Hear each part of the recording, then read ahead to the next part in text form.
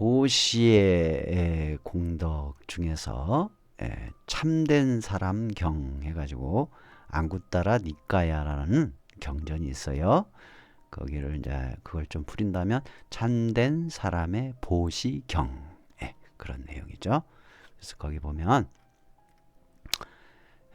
비구들이여 이 5가지는 참된 사람의 보시다. 무엇이 5가지인가?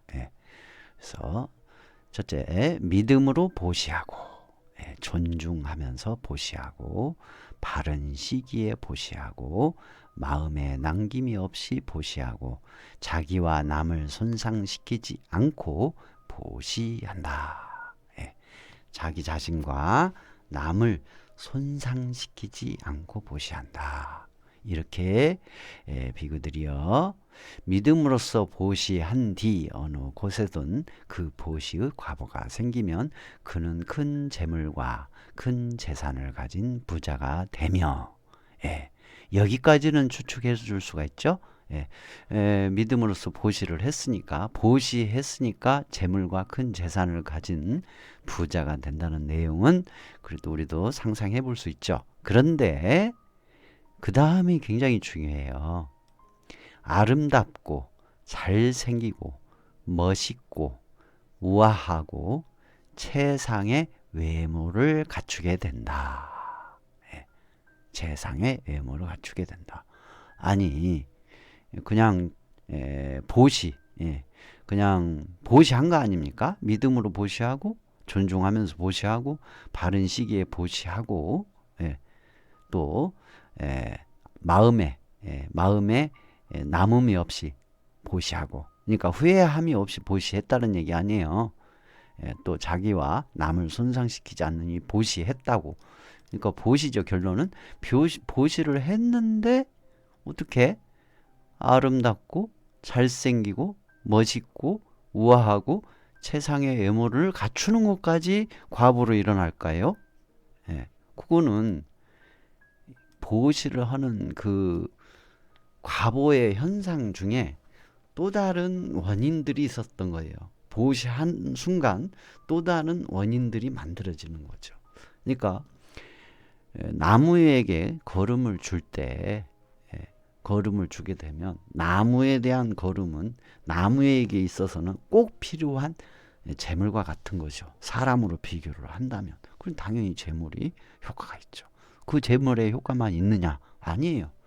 걸음을 주면서 믿음으로 걸음을 주고 나무를 존중하면서 걸음을 주고 바른 시기에 걸음을 주고 마음에 아낌이 없이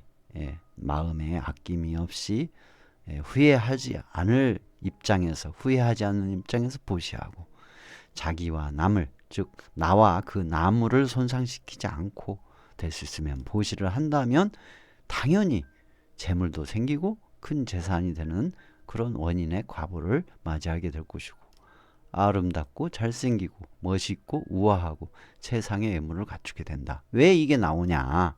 사람한테도 이런 현상이 일어나는데 남한테도 해도 그래요. 왜 그러냐면 나무에게 이와 같이 참된 보시를 하면 나무가 아름다워질 거 아닙니까? 그렇죠. 그러니까 나 또한 아름다운 과보를 받을 것이고 나무가 잘생기고 멋있어질 거 아닙니까? 당연히 나 또한 그거에 대한 원인으로 인해서 과보로 잘생기고 멋있어지겠죠. 또 우아하고 최상의 외모를 갖추는 현상이 일어나요. 나무에게. 나무가 걸음을 먹고 우아하고 최상의 멋진 나무의 모습을 갖추겠죠. 그럼 당연히 그 원인이 만들어졌으니 나에게도 그와 같은 과보 현상이 일어나겠죠. 이런 식으로 이제 부처님께서 쭉 얘기를 하셔요. 비구들이여 존중하면서 보시한 뒤 어느 곳에든 그 보시의 과보가 생기면 그는 큰 재물과 큰 재산을 가진 부자가 되며 존중하면서 상대를 존중하는 거예요. 그리고 그의 아들들이건 그의 아내건 하인들이건 전령들이건 일꾼들이거든 그들 모두는 그의 말을 경청하고 귀 기울이고 마음을 잘 알아서 시중을 듣게 된다. 그렇게 이제 얘기를 하죠. 이렇게 돼요. 나중에는 여러분들이 하시다 보면 나무들이 말을 해요. 나무들이 그의 말을 경청해주고, 예, 나무들이 여러분들의 말을 경청해주고, 귀 기울여주고, 마음을 잘 알아서 예, 도움이 되는 것들을 또 과부 현상이 일어나게 도와주게 되는 현상이 있어요. 예. 그래서 또 바른 시기, 예, 바른 시기. 예, 시기가 또 중요하죠. 바른 시기. 예, 걸음이 그닥 필요하지 않는 시기에 막 복 받으려고 걸음을 나무 기둥에 가득 붙여가지고 수북이 막 쌓아놓고 또 걸음이 적절한 시기가 있어요. 그럴 때 주지 않고 그러면 나무에게 해가 돼요. 어떻게? 나무가 썩어요. 밑둥이. 잘 해가 되지 않도록 그렇게 해줘야 되거든요. 지혜롭게. 그래서 여러분들에게 걸음을 줄 때도 나무에게 약간 나무 기둥이 있으면 거기서 약 30cm, 최하 30cm, 가장 적절한 건 1m 정도 떨어뜨려서 둘러서 이렇게 해줘야 된다라고 여러분들에게 그렇게 걸음 주면서 설명도 해드리고 시범도 제가 보여드리고 그랬었죠. 그런 식으로 됩니다. 그래서 이렇게 해서 쭉 이제 나가요. 그래서 비구들이여 바른 시기에 보시한 뒤 어느 곳에서든 그 보시의 가보가 생기면 그는 큰 재물과 큰 재산을 가진 부자가 된다. 자, 사람들에게 보시한 내용이죠. 그러나 우리는 육도 중생이에요. 그래서 산천, 초목, 지옥아기, 축생, 아수라, 인간, 천인, 천신 다 해당이 되는 거예요. 그 현상이 그대로 일어나는 거예요. 남한테 보시하는 것은 사람한테 보시하는 것과 동일한 현상은 일어나요. 그래서 그와 같이 생겨요. 그래서 그는 큰 재물과 큰 재산을 가진 부자가 되며 적당한 때에 그에게 엄청난 이익이 생긴다. 자, 제가 여러분들한테 미물 축생 나누고 베푸는 보시행을 해라, 먹이 주는 보시행을 해라 그랬죠. 권장을 해드렸죠. 그거에 대한 과부 현상도 일어나고 또 사람들한테까지 확장해라고 그랬죠. 나아가 천상의 신들한테까지도 확장을 하고 확장시켜서 이렇게 해가셔야 돼요. 그래요. 자, 비구들이여 마음에 남음이 없어 보시한 뒤, 마음에 남음이 없이 보시하는 거. 마음에 남음이 없이 해야 돼. 후회하는 것이 없이 해라고 제가 말씀드리죠. 종종. 후회함이 없이. 여러분들께서 보시를 할 때 후회하지 않을 만큼 해라고 그러잖아요. 그게 굉장히 중요해요. 여러분들이 후회하지 않을 만큼 하면 그 효과가 훨씬 크기 때문에. 예를 들어서 어떤 사람은 10,000원을 했어. 보시를. 어떤 사람은 100만원을 했어. 어떤 사람은 10,000,000원을 했어. 어떤 10,000원을 한 사람은 후회함이 없이 보시를 했어요. 근데 100만원 한 사람은 후회하면서 해. 내가 조금 아껴서 한 50만원은 생활비로 쓰고 내가 필요한데 좀 쓰고 50만원만 할걸. 그래도 100만원을 했으니까 효과가 훨씬 더 크겠지. 그런 식으로 투자 목적으로 하시는 분이 있고 1,000만원을 했어. 근데 이분은 후회함이 없이 했어요. 그러면은 10,000원 보시한 후회함이 없이 한 분과 1,000만원을 후회함 없이 한 사람하고는 같은 세계의 현상이 일어나요. 단 보시한 액수가 차이가 있다 보니까 그 단위의 크기의 차이는 있겠죠. 단 다이아몬드 금목걸이 10돈하고 금목걸이 10돈하고 금목걸이 한 돈 차이 금 10돈 금 한 돈 차이 금의 세계에서 일어나요. 그러나 후회함이 있는 상태에서 100만원 사람은 금의 세계의 과부 현상이 일어나는 게 아니라 은의 세계의 과부 현상 18금에 해당이 되는 쪽으로 그렇게 나타난다는 얘기죠. 18금. 그러니까 금이 순수 금이냐 18금이냐 14금이냐 예를 들어서 후회함이 많이 있어. 그러면은 18금도 안 되고 14금 금의 현상이 일어나는 것처럼 그렇게 다른 세계의 현상이 일어나는 거예요. 보시의 현상이. 보시의 현상이 안 일어날 수는 없어. 일어나요.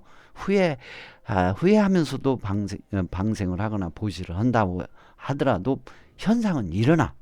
예, 단지 후회함이 없이 하면은 최대의 효과, 순수한 금, 99.9%짜리 금의 현상과 14금짜리 금의 현상처럼 그렇게 차이가 난다는 얘기예요. 자, 그는 큰 재물과 큰 재산을 가진 부자가 되며 다섯 가닥의 감각적 욕망을 크게 즐기는 것으로 마음을 기울이게 된다. 이 얘기는 잘 먹고 잘 산다 그 얘기예요. 부유하게 부귀영화를 누린다. 예. 다섯 가닥의 감각적 욕망을 크게 즐기는 것으로 마음을 기울이게, 그러니까 부귀영화 누리는 삶을 살 수 있다. 예. 어떻게? 마음의 후회함이 없이 보시했을 때 그런 현상이 일어나요. 자, 그 다음에 비구들이여 자기와 남을 손상시키지 않고 보시한 뒤 어느 곳에서는 그의 보시 과부가 생기면 그는 큰 재물과 큰 재산을 가진 부자가 되며 18금이든 14금이든 99.9% 순금이든 금은 금이잖아요. 그런 것처럼 재물과 재산은 생겨요. 단 물이든 불이든 왕이든 도둑이든 싫어하는 자들 상속하는 자든 그 어떤 것에 의해서도 재물의 손해를 당하지 않게 된다. 즉 자기와 남을 손상시키지 않고 보시한 것. 보시한다고 가족에게 꼭 필요한 돈을 투자 목적으로 방생을 하거나 보시를 해. 큰 복덕이 생긴다 보니까 그렇게 되면 큰 재물과 재산을 가진 부자는 돼. 그런데 부자는 되는데 여기는 불이죠. 그러면은 화재, 또 여기 물이죠. 홍수, 그 다음에 권력, 도둑 또는 싫어하는 자식, 상속자들 이런 것으로 인해서 재물을 손해를 당하는 현상이 일어나요. 재물은 생기지만 어떻게 하면 자기와 남을 손상시키는 보시를 하면 내 삶의 상태에서 너무 과도하게 보시를 하고